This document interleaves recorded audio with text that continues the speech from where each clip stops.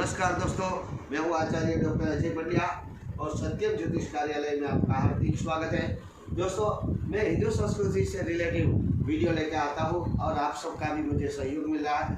दोस्तों, मैंने अभी जो कालसर्प दोष यज्ञ के बारे में बताया तब मुझे कई लोगों ने क्वेश्चन किया, कई लोगों ने ये पूछा कि अजय भाई हमारी कुंडली में विषयोग है, लेकिन हमें तो ये नंग पहनने के लिए हमारे पंडित जी ने नहीं बोला, किसी ने पंडित जी ने बोला है, तो क्या कौन गलत है कौन सही है।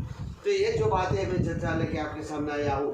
तो किसी की कुंडली में अगर दोनों साथ में है, आपने बताया आपके सूर्य के साथ अगर शनि बैठ जाए तो उसे विषयोग कहते हैं, चंद्र के साथ शनि बैठ जाए तो उसे विषयोग कहते हैं। तो हमारा जीवन कहीं ना कहीं जहरीला होने जा रहा है, लेकिन हमारे पंडित जी ने तो हमें ये बताया नहीं। तो इसके बारे में कुछ अगर ज़्यादा जानकारी मिल जाए तो अच्छी बात है। तो आज दोस्तों मैं आपको बताता हूँ कि किस तरीके से कई लोगों ने यह भी प्रश्न किया कि हमें रत्न पहनने को हमें सलाह दी है, लेकिन कैसे रत्न पहने, कौन से गति का रत्न पहने और क्या होता है सही में।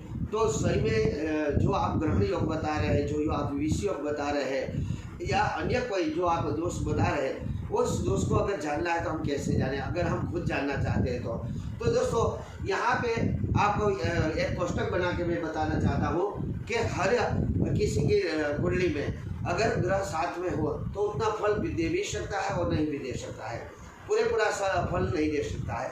तो इसके बारे में मैं उदाहरण के तौर पे आपको बताता हूँ कि यहाँ पे जो हमारी जन्म कुंडली बनती है, अगर आप किसी भी पंडित के पास आपने जन्म कुंडली बनाई हो तो उसमें 12 भाव रहते हैं और 12 भाव में 12 राशि लिखी रहती है। पहली मेष है, वृषभ है, मिथुन है, कर्क है, सिंह है, कन्या है, तुला है, वृश्चिक है, धनु, मकर, कुंभ और मीन, यानी कि इन दोनों को दो भागों में हमने बांट दिया है। अब जो 2 number, 4 number, 6 number, 8 number, 10 number या 12 नंबर की राशि है, हम जानते हैं जब हम पढ़ाई करते थे तब यहाँ के अगर आपने मैथ्स पढ़ा है, गणित पढ़ा है, तो उसमें विषम और विषम संख्या आती थी। तो सम संख्या किसे कहते हैं और विषम संख्या किसे कहते हैं। इसी तरह से यहाँ पे सम और विषम राशि बनी गई है। अब सम राशि में कौन सी राशि आती है, तो जो वृषभ राशि है वो 2 पर है, यानी कि वो भी सम राशि है, कर्क है वो भी सम राशि है, कन्या है वो भी सम राशि है, और वृश्चिक है वो भी सम राशि, और मकर है वो भी सम राशि, और मीन सम राशि है। वैसे ही मेष विषम राशि है, मिथुन विषम राशि और सिंह विषम राशि है, तुला विषम राशि है, धनु विषम राशि है और कुंभ विषम राशि। अब आप बोलोगे सम और विषम में आपने फर्क क्या बताया, तो फर्क ये है दोस्तों कि जिसको 2 से बांटा जाए और सुनिए जवाब मिले, जिसका अंश न मिले ये उसे अब सम राशि कहते हैं, और जिसे शेष बचे उसे विषम राशि कहते हैं।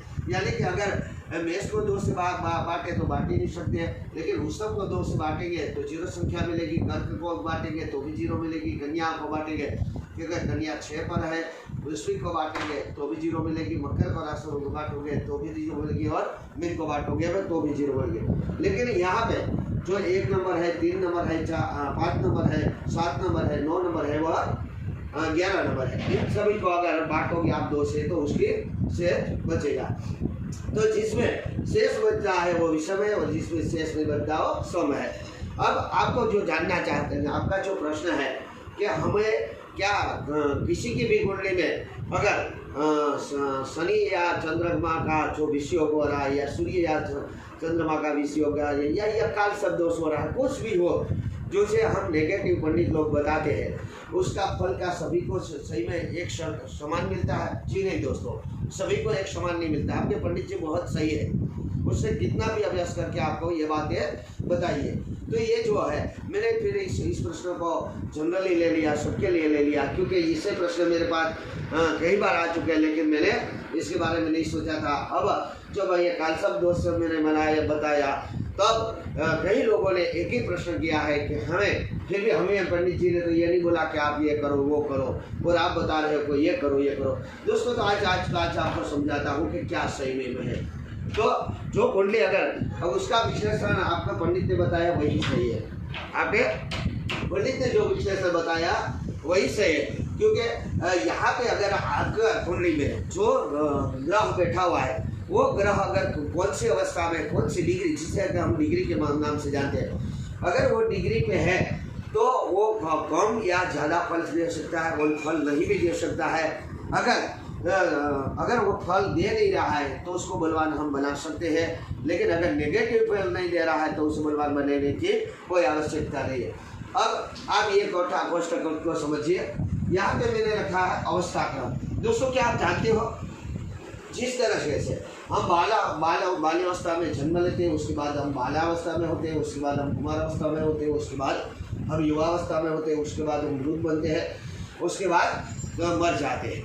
उसी तरह ग्रहों को भी इसी थियरी में बांटा गया है। पहले जब आपकी जन्म कुंडली बनती है तब अगर देखा जाए तो जो 12 अंश होते हैं, 12 भाव होते हैं। जैसे कि मैंने आपको कई बार कुंडली बना के भी दिखाया कि कुंडली में जो प्रथम हृदय भाव होता है उसमें अगर कोई मान लो फॉर एग्जाम्पल अगर हृदय भाव में मिथुन रखा भाव है, अगर उसमें सूर्य और शनि की युति हो रही है, यानी कि वो विषम राशि के हैं, दोनों ग्रह विषम राशि के हैं, तो विषम राशि के जो ग्रह है लेकिन उसकी डिग्री अगर मान लो कि 0 से 6 लिखी है, 0 से 6 लिखी है, तो 0 से 6 लिखी है तो वो बाल अवस्था में है। अगर उसकी डिग्री 7 से 12 लिखी है विषम राशि में तो वो कुमार अवस्था में। अगर उसकी डिग्री 13 से 18 लिखी है तो युवा अवस्था में। दोस्तों ये जान लेना जरूरी है, युवा अवस्था 13 से 18 अगर किसी की भी डिग्री में कोई भी ग्रह हो अगर नेगेटिव हो तो बहुत बड़ा नेगेटिव फल देगा, और अगर पॉजिटिव हो तो बहुत बड़ा पॉजिटिव फल होगा। और यहाँ सम और विषम दोनों राशि में एक ही आता है। 13 से 18 युवा राशि में जो युवा होते हैं वो दोनों में विषम या सम दोनों में 13 से 18 डिग्री वाले युवा ग्रह रहते हैं। तो ज़्यादा कर जैसे कि हम लोग युवा होते हैं तो अच्छी तरह से काम कर सकते हैं और अच्छी तरह से सफलता भी प्राप्त कर सकते हैं। उसी तरह अगर यहाँ पे विषम राशि में अगर मिथुन है, इसी है, तुला है, धनु है या कुंभ है, उसमें अगर 19 से 24 लिखा है तो वो वृद्ध है, और वृद्ध है तो वो तो थोड़ा बहुत काम करेगा, थोड़ा बहुत काम नहीं भी करेगा। उसकी मतलब थोड़ा फल मिलने की आवश्यकता है। अगर नेगेटिव है तो नेगेटिव मिलेगा और पॉजिटिव है तो पॉजिटिव हो गया। लेकिन शास्त्रों के अनुसार अगर विषम राशि में अगर 25 से 30 डिग्री लिखी है तो मृत अवस्था में है। अब मृत अवस्था में है तो वैसे तो शास्त्र कई लोग ये कहते हैं कि मृत अवस्था में है तो वो फल या विफल नहीं हो सकता, यानी कि उसका कोई प्रभाव नहीं हो सकता।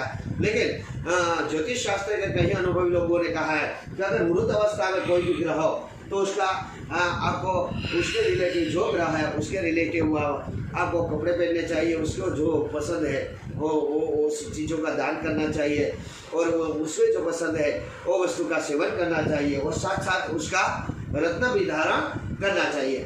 उसी तरह अगर हम जाने कि सोम राशि में कैसे है तो मान लो कि मैंने आपको विषम राशि बताया तो सोम राशि में उनसे उल्टा रहता है। सोम राशि में अगर यहाँ पे मृत 25 से 30 लेकर विषम राशि में अगर डिग्री लिखी है तो वो मृत रहता है। लेकिन सोम राशि अगर वृषभ, कर्क, कन्या, वृश्चिक, मकर और मीन में अगर 0 से 6 लिखी है तभी वो मृत माना जाएगा। उसी तरह अगर 7 से 12 लिखी है तो मृत माना जाएगा। मैंने जैसे बताया वैसे 13 से 18 लिखे है तो युवा माना जाएगा, लेकिन 19 से 24 लिखी है तो कुमार माना जाएगा, और अगर 25 से 30 डिग्री लिखा है तो बाल अवस्था में माना जाएगा। अब जैसे हम काम करते हैं तो हम सबसे ज़्यादा काम कब कर सकते हैं, इसी तरह इसे समझना चाहिए। अगर आप बाल्य अवस्था में है, अगर आप बाल्य अवस्था में है तो बाल्य अवस्था में आप थोड़ा काम कर भी लोगे, नहीं भी करोगे, और करने का प्रयत्न करोगे। जो भी आपको सिखाया जाएगा वही करोगे, और जिस तरह का आपको लेके जाएगा उसी तरह आप चले जाओगे। तो इस ग्रह को आप ऐसे समझिए। फिर अगर कुमार अवस्था में है तो थोड़ी बहुत आपको उससे उग्रता मिलती है।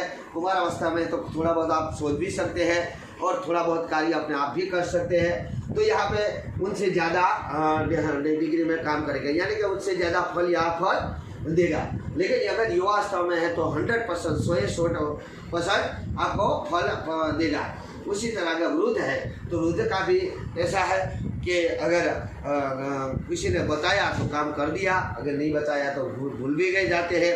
तो उसी तरह यहाँ पे कमजोर दशा से वो फल देता है। लेकिन अगर मृत अवस्था में है तो उसे फल मैंने जैसे बताया कि नहीं भी मिल सकता है। लेकिन अगर नेगेटिव प्रकार के ग्रह हमारे कुंडली में बस रहे और इस प्रकार से आप समझ में आया हो, तो इस प्रकार से अगर ग्रह की युति हो रही है और इस प्रकार से डिग्री है, चाहे वो सूर्य हो, चंद्र हो, मंगल हो, बुध हो, गुरु हो, शुक्र हो, शनि हो, राहु हो, केतु हो, तो उनके कारक के हिसाब से अगर आप जाना जाए, मैं आपको अगली कुंडली आपको कारक का इसलिए बताऊंगा कि कौन के भाव का कौन कारक होता है। तो कारक के हिसाब से हम अगर जाना जाए तो आपको आपकी पंडित से यहाँ पर अपनी कुंडली विश्लेषण करवा लेनी चाहिए और समझना चाहिए कि अगर आपके कोई भी ग्रह बाल्यावस्था में है, कुमार अवस्था में, युवा अवस्था में, मृत अवस्था में, मृत अवस्था में है, तो अवस्था के हिसाब से आपको अगर रत्न धारण करना है तो करना चाहिए, नहीं आना चाहिए। और जैसे मैंने बताया कि आपको उसको रिलेटिव जो भी चीज़ वस्तु है उसे पसंद करनी चाहिए और उसे खाने पीनी चाहिए। जैसे कि अगर सूर्य को माना जाए तो उससे लाल चीज़ें पसंद है तो उसे उस समय लाल चीज़ों का दान करो और जो लाल चीज़ें हो उसका ग्रहण करो और माने रत्न का धारण करो। अगर चंद्रमा है तो आप चंद्रमा को सफ़ेद चीज़ें ज़्यादा पसंद है तो सफ़ेद चीज़ें प्रदान करो, सफ़ेद वस्त्र पहनो और सब चंद्रमा यानी कि मोती रत्न धारण करो। उसी तरह अगर मंगल है तो मंगल को भी यानी कि लाल चीज़ें भी पसंद है तो मंगल को के लिए आप लाल चीज़ों का दान करो। मंगल को खास करके जो उसका रत्न आता है वो अवश्य पहनना चाहिए। और मंगल लोहू का भी कारक है तो लोहू का बन जाता है तो लोहू जनक अगर बीमारी से बचना चाहते हो तो आपको मंगल पहनना चाहिए। इसी तरह बुध है वो जैसे कि बुद्धि का कारक है, बुद्धि देने वाला है तो बुद्धि जो अगर बुध आपकी कुंडली में नेगेटिव प्रकार दे रहा है तो आपको बुध से संबंधित यानी कि बुध और उसके जो एक राशि के जो देव होते हैं अधिदेव होते हैं उनकी पूजा अर्चना करनी चाहिए। उन्हें उदाहरण के तौर पे अगर आपकी कुंडली में बुध कमजोर है तो आपको बुध का अधिपति जैसे कि गणेश जी है तो गणेश जी की पूजा करनी चाहिए और गणेश जी का भोग करना चाहिए। और वैसे लीला जो बुध है वो नीला रत्न आता है तो वो रत्न पहनना चाहिए। उसी तरह गुरु है उसको पोखराज पसंद है, पीली चीज़ें पसंद है तो गुरु के लिए बृहस्पति के लिए आपको पीले वस्त्र पहनना चाहिए और पीली वस्तु का दान करना चाहिए। उसी तरह पोखराज रत्न पहनना चाहिए। उसी तरह शुक्र है तो शुक्र को जैसे कि हीरा पसंद है तो शुक्र का हीरा पहन सकते हो। और शनि जो जैसे कि नीलम पसंद है, नीलम भी 2 प्रकार के आते हैं तो शनि के लिए आपको काली वस्तु का दान करना चाहिए और काली वस्तु पहननी चाहिए और नीलम रत्न पहनना चाहिए।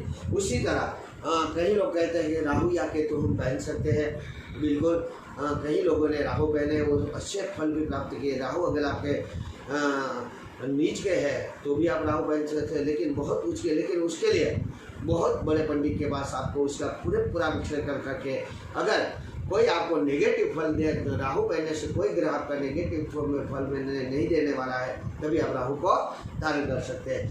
तो आज आशा रखता हूँ कि आपको ये बातें समझ में आई होगी।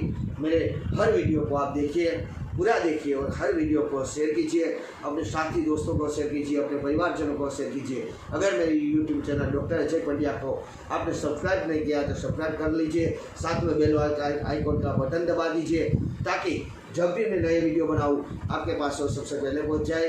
आप सबका कल्याण हो। आशा रखता हूँ आपको ये बातें समझ में आई होगी। अगर कुछ भी समझना चाहते हो, आपका कोई भी प्रश्न हो, जन्म कुंडली से रिलेटिव हो या इस समय से रिलेटिव हो तो आप मुझे प्रश्न भी भेज सकते हैं। मेरा व्हाट्सअप नंबर है 9687816378 और जो मेरा मोबाइल हर दिन के लिए जिसको फ़ोन करना है वो नंबर है 7016318887। आप मेरा कभी भी संपर्क कर सकते हैं। हाँ, कभी कभी मेरा मोबाइल बंद रहते हैं हाँ, लेकिन व्हाट्सएप पे अगर आपने प्रश्न भेजा है तो साथ में पूरी डिटेल भेजना। अगर अधूरी डिटेल भेजी तो वो मुझ तक कहीं नहीं पहुँचता, क्योंकि ये व्हाट्सएप कोई और चलाते हैं और अगर उसको अच्छा लगे और पूरी डिटेल आपकी होगी तभी वो मेरे पास भेजेंगे।